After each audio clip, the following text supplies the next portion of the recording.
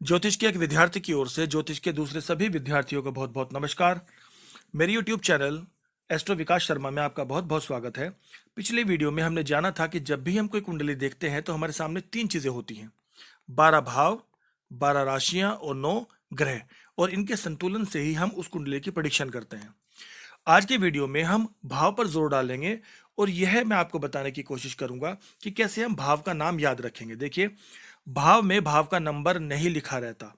मैंने पहले भी बताया था कि भाव में राशि का नंबर लिखा रहता है, जो कि राशि होती है। भाव में नंबर या उसका नाम लिखकर मैंने बताने की कोशिश की है। देखिए, यह भाव जो है वो प्रथम भाव होता है, जिसे लग्न भी कहते हैं। यह कुंडली का एक बहुत महत्वपूर्ण भाव होता है।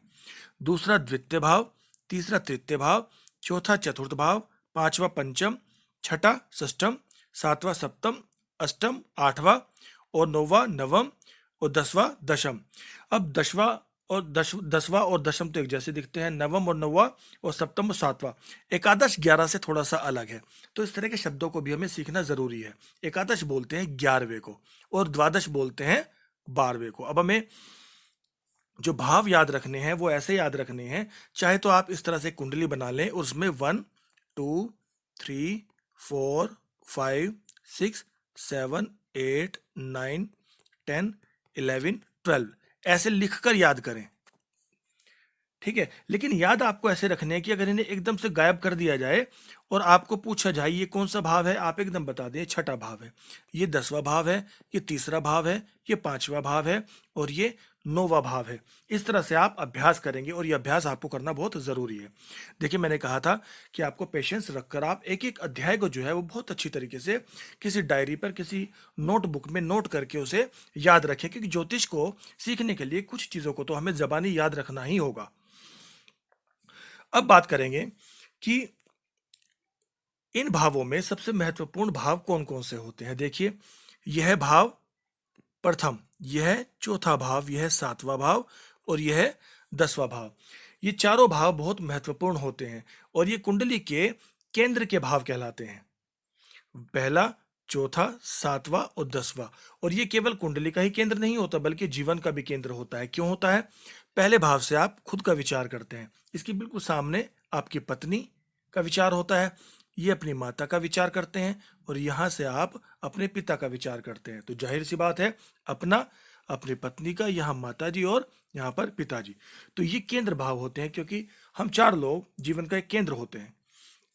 अब इसके बाद दो और महत्वपूर्ण जो भाव होते हैं वो होता है पांचवा और 9वां भाव। इन्हें त्रिकोण कहते हैं, त्रिकोण भाव। और पांचवें भाव से हम अपनी संतान का विचार करते हैं, और 9वें भाव से अपने भाग्य का, यहां से पिता का भी विचार किया जाता है। तो आप याद इस तरह से रख सकते हैं कि पांचवा भाव संतान का, और यहाँ आपके जिसकी संतान आप हैं, यानी कि आपके पिता, और भाग्य भाव भी से कहा जाता है। पिता का विचार यहां से भी करते हैं और यहां से भी करते हैं। क्या डिफरेंस है वो मैं आपको बाद में बताऊंगा। तो इस तरह से हमने सीखा पहला भाव, चौथा भाव, सातवां और ये 10वां भाव। ये केंद्र के भाव कहलाते हैं। आप इसे लिख लीजिएगा। आप यहां पर इसमें ऐसे ही कुंडली बनाकर यहां पर केंद्र लिखिएगा, यहां पर भी केंद्र लिखिए, यहां पर भी केंद्र लिखिए, और यहां पर भी केंद्र लिखिए। अब इसके बाद यहां पर आप लिखिए त्रिकोण, पांचवें में और 9वें भाव में यहां आप त्रिकोण लिखिएगा। ठीक है, तो आपको केंद्र का पता चला और आपको त्रिकोण का पता चला। ये भाव जो है बहुत अच्छे माने जाते हैं। अच्छा, एक छोटी सी बात और बताना चाहूंगा कि त्रिकोण ऐसे बनता है ये। अब त्रिकोण में ये भी आ रहा है पहला भाव भी, तो पहला भाव जो है वो केंद्र का भाव भी कहलाता है और त्रिकोण का भाव भी कहलाता है। ये भाव बहुत अच्छे होते हैं। अगर यहाँ पर कोई शुभ ग्रह बैठ जाए तो बहुत अच्छा फल देने वाला हो जाता है। अब इसके बाद अच्छे भावों की तो बहुत बात हो गई, अब बुरे भाव की भी बात करते हैं। छठा भाव, जिससे हम रोग का विचार करते हैं, शत्रु का और ऋण का। आठवां, मृत्यु का और रोग का। और 12वां, यहाँ पर हम फालतू के उठपटांग जो खर्चे होते हैं, व्यय जो होते हैं, उनका विचार करते हैं। तो व्यय भी अच्छा नहीं होता, शत्रु, रोग, ऋण भी, और मृत्यु, और उसे रोग को भी हम अच्छा नहीं मानते। तो इन्हें कहते हैं त्रिक भाव। आप लिख लीजिएगा, छठा, आठवां और 12वां, ये त्रिक भाव कहलाते हैं। त्रिक जो है वो एक संस्कृत का शब्द है, और इसका हिंदी में मतलब होता है तीन। इन तीन भावों को हम अच्छा भाव नहीं मानते। ठीक है, तो हमने सीखा केंद्र, हमने सीखा त्रिकोण, और त्रिकोण में ये त्रिकोण बनता है, यानी कि पहला भाव जो है वो त्रिकोण भी है और ये केंद्र भी होता है, और फिर जाना हमने त्रिक भाव। ठीक है, अब थोड़ा सा एक कदम ज्योतिष में आगे चलते हैं। कुछ बच्चे सोच रहे होंगे कि गुरुजी जो हैं वो तो केवल याद रखने का ही काम बता रहे हैं, आज आपको छोटा सा ज्योतिष बना देते हैं। देखिए देखिए, ये आपके सामने एक कुंडली है। सपोज करिए यहाँ पर मैंने ग्रह नहीं लिखे, केवल राशियां और भाव हैं। पहला भाव मैंने आपको बताया था, यहाँ पर कौन सी राशि है, सातवीं, ये तुला राशि है। देखिए लग्न का भाव मैंने आपको बताया था, लग्न में जो राशि होती है आपका व्यक्तित्व उससे बहुत मिलता जुलता होता है। तो अगली जो वीडियो होगी हम उसमें राशियों की ही चर्चा करेंगे कि जो राशियां हैं उनका स्वभाव कैसा होता है और वो कौन कौन सी चीजों के बारे में बताती हैं। तो यहाँ पर तुला राशि जैसा आपका स्वभाव होगा। दूसरा, कहते हैं ना कि मेरी राशि है, उस राशि का कैसे पता चलता है? तो चंद्रमा जिस राशि में बैठा होता है, सपोज करिए चंद्रमा यहाँ पर बैठा है, कौन सी राशि में बैठा है? चौथी राशि में बैठा है। चौथी राशि कौन सी है? कर्क राशि है। तो आपकी राशि कर्क राशि हुई। यहाँ पर चंद्रमा बैठा हुआ है तो कौन सी राशि में बैठा हुआ है? 11वीं राशि में बैठा हुआ है। 11वीं राशि कौन सी हुई? कुंभ राशि हुई। यहाँ पर चंद्रमा बैठ जाए, मेष राशि में बैठा हुआ है, और आपकी राशि कौन सी हुई? मेष राशि हुई। तो इस तरह से आपके व्यक्तित्व का जो पता चलता है वो देखते हैं कि लग्न में कौन सी राशि है और चंद्रमा किस राशि में बैठा हुआ है।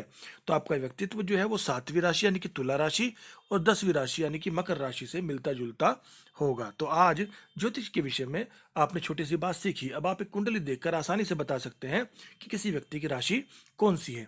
लेकिन आज का जो हमारा मेन मुद्दा था वो ये था कि भाव को कैसे जाने। जैसे इस कुंडली में मैंने राशियां लिखी है, भाव नंबर नहीं लिखा, लेकिन ये कौन सा है? छठा भाव। ये कौन सा है? 8वां भाव। ये कौन सा है? दूसरा भाव। ये कौन सा है? तीसरा भाव। ये कौन सा है? हमारा 11वां भाव। और ये कौन सा है? हमारा 5वां भाव।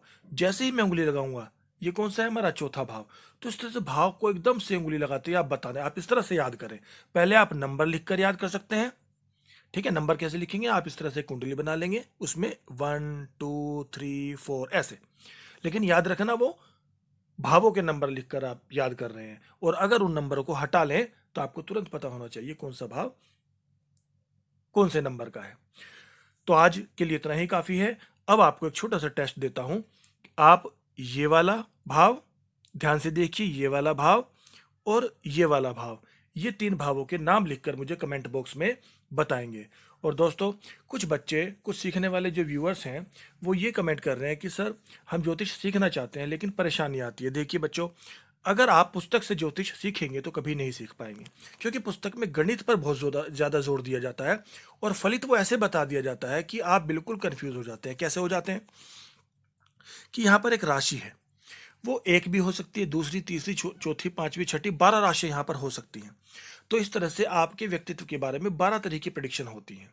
अब उन 12 राशियों में 9 अलग अलग ग्रह भी हो सकते हैं। तो 12 निम्मा 108, यानी कि पहले भाव से ही आपको 108 चीजें याद रखनी पड़ेंगी।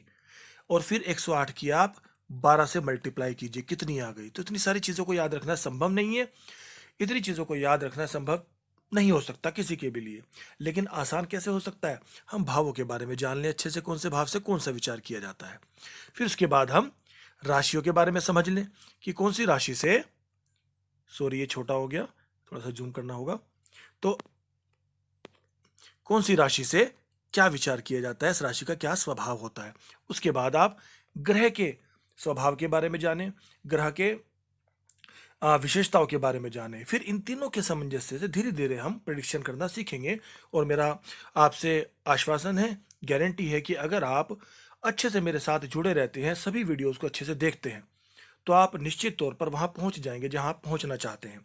लेकिन आप देखिए, सारी वीडियोस जो है वो आपस में एक श्रृंखला बनाती हैं और वो एक तरीके से लिंक का काम करती हैं।